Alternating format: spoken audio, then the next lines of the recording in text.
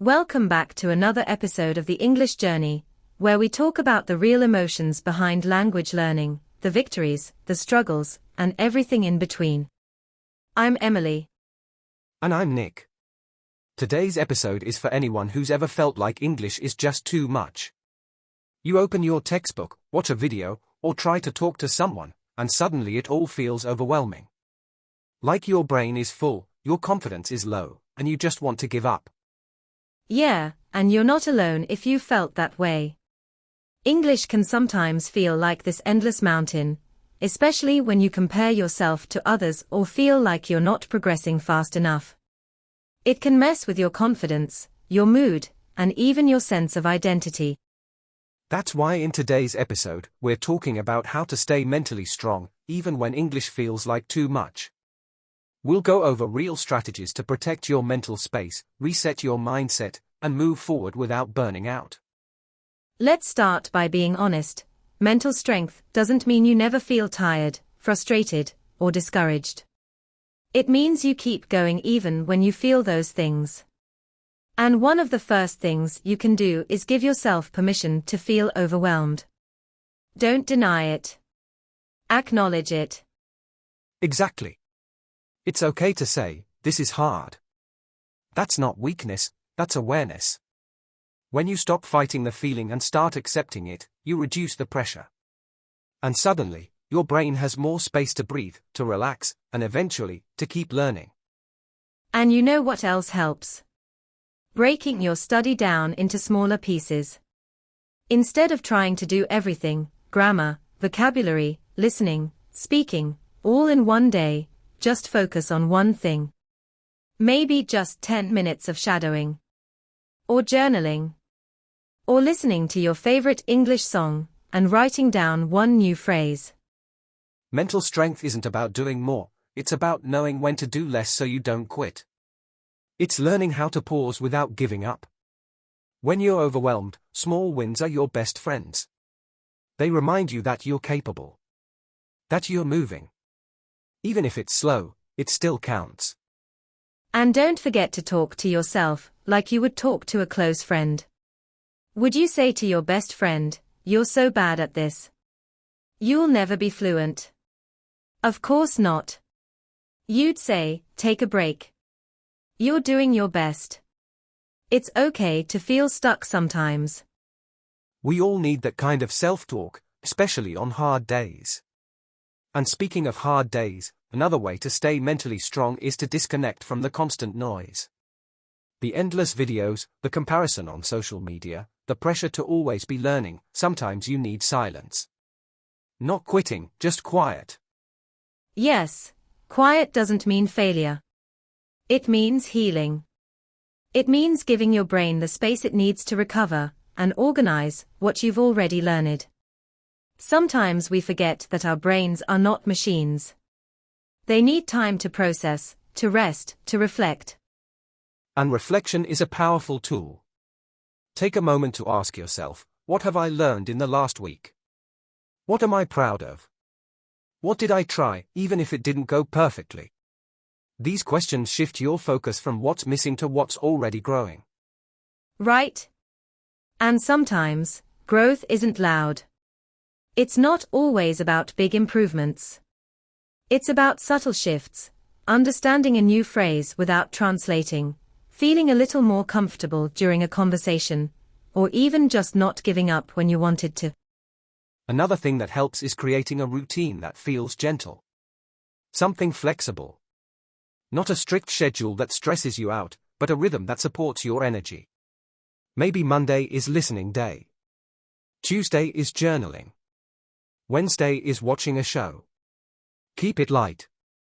Keep it fun. Because the truth is, language learning is a marathon, not a sprint. You don't need to rush. You just need to keep going. Even slow progress is powerful, especially when it's consistent and intentional. And don't underestimate the impact of community either. Join a group, talk to a language partner, or just share your feelings with someone you trust.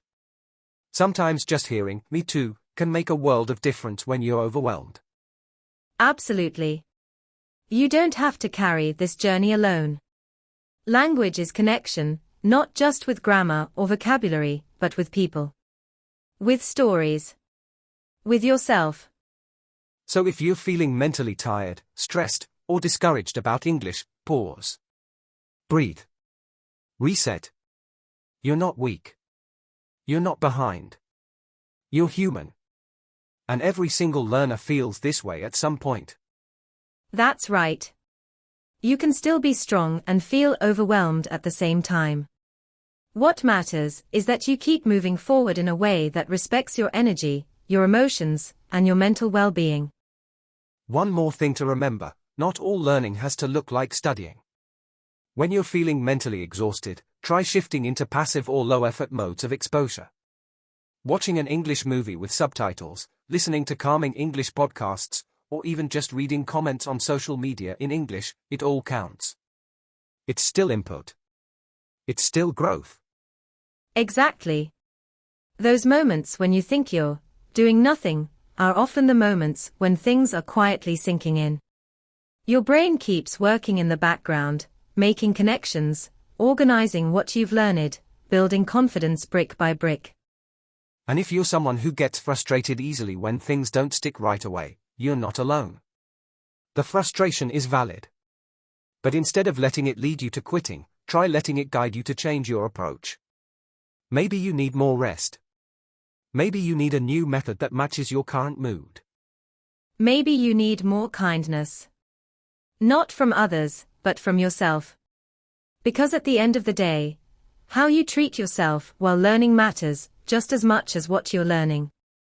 If your inner voice is constantly yelling, "Not good enough," it's going to block the joy and motivation that you need to keep going. One practical way to shift that inner voice is through self-talk in English. Try saying simple, supportive things like, "I'm doing my best. This is just one hard day. I'm not perfect, but I'm improving." Say it out loud, or write it in a notebook.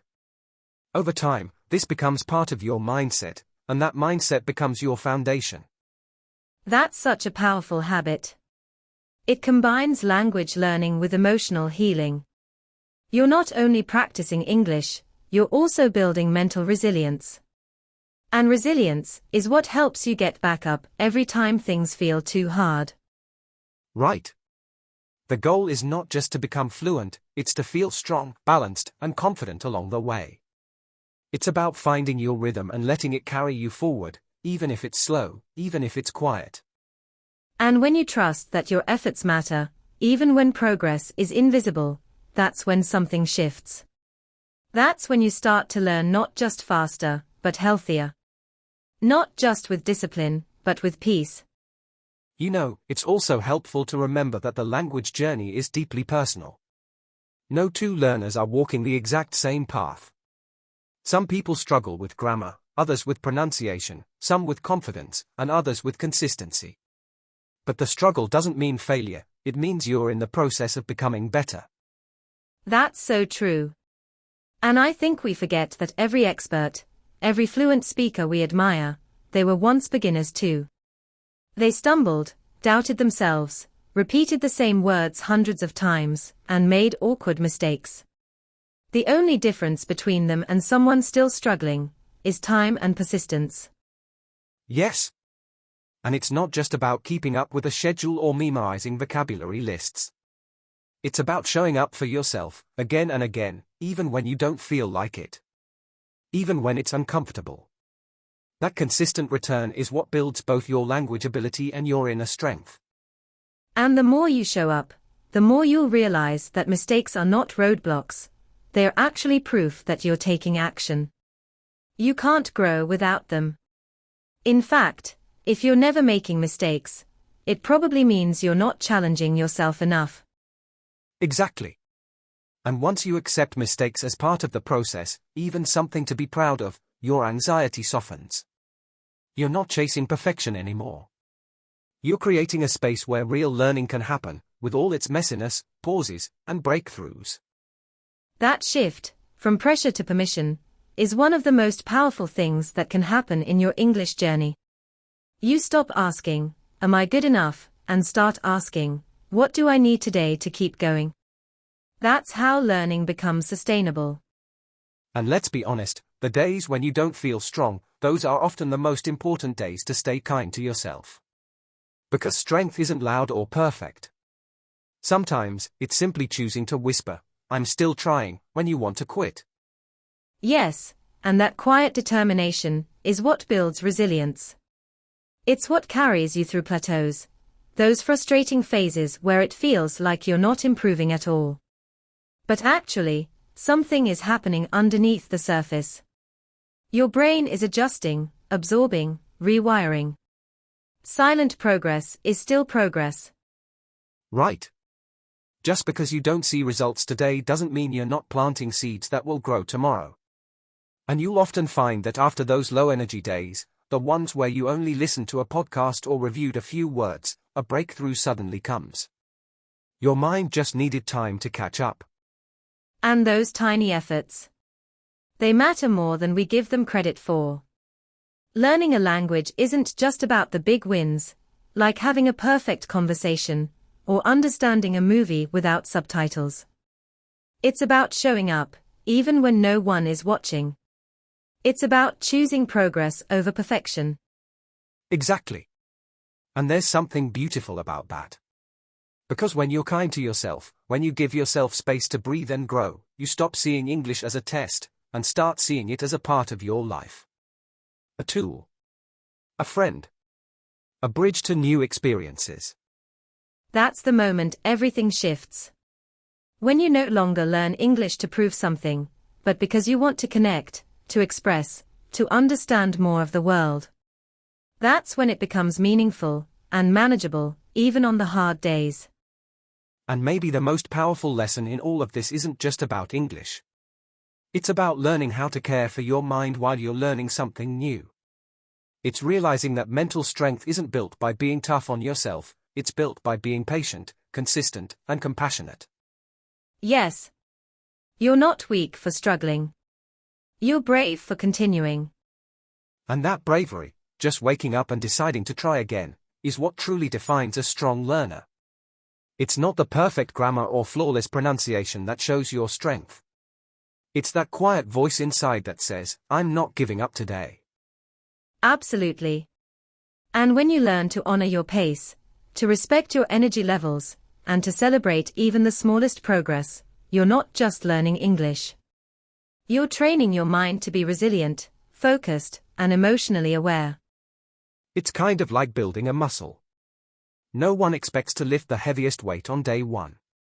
It takes representatives, it takes recovery. And it takes trust in the process. Same with English, you don't have to speak perfectly today. You just have to speak a little more clearly, understand a little more deeply, than yesterday. And on the days when even that feels hard, give yourself permission to pause. Not to quit, but to reset. Read a short article. Watch a scene from your favorite show in English. Journal one simple sentence about how you feel. Let it be light. Let it be gentle. That small act of showing up, even softly, is a win. It tells your brain, this is safe. This is okay. I'm allowed to learn without hurting myself emotionally. Because you are. And when English becomes something you do with yourself, not against yourself, it becomes a pathway, not a pressure. It becomes something that supports you, not something that defines your worth. That's why it's so important to surround yourself with encouragement, through podcasts like this, through kind communities, or even through your own inner voice. A voice that says, I'm learning. I'm trying. And that's enough today. So, wherever you are right now, whether you're making great progress, or just trying to make it through the day, we want you to remember this. Learning English is not a race. It's a relationship. One that grows stronger when you treat yourself with patience, compassion, and care. Exactly. You don't have to push yourself to the edge to prove you're serious. Rest, reflection, and even slow days are part of the process. And they are just as important as practice and progress. Thank you so much for spending this time with us. We hope today's episode reminded you that your mental strength isn't about never struggling. It's about staying kind to yourself when you do. You're doing better than you think. Keep going. Keep growing. And most importantly, keep showing up for yourself, in your own way.